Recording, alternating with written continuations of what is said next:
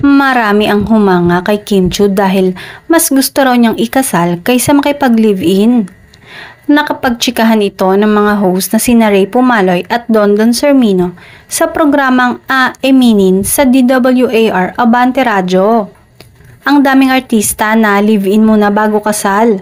For Kim, kahit medyo may edad na siya, hindi na siya 18 pero ang paninindigan niya ay kasal muna bago magsama in one roof, say ni Sermino. Iba rin talaga yung moral values ni Kim na talagang makalumang Pilipina. Hirit naman ni Pumaloy. Sabi pa niya, tama rin naman yung nakaraan niyang relasyon na hindi siya nakipag-live-in kung meron mang pinag-usapan na ganon o nag-offer si Sian. Buti na lang hindi sumausaw si Kim dahil kung nagkataon, nagkahiwalay rin sila, kawawa rin naman daw si Kim.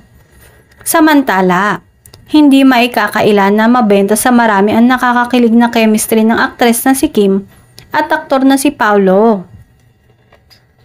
Ang sagot ni Paulo, bigyan sila ng oras na ma-enjoy na muna ang isa't isa, lalo na't kagagaling lang ni Kim sa isang relasyon. Say naman nga ni Paulo kay Kim, I get where they're coming from. Like when you see people on screen that you want to work, I would ship them as well but hinay-hinay lang. Say ng aktor sa interview ng isang entertainment digital portal. Wika pa niya, Kim just came from, hindi naman sa nangingialam.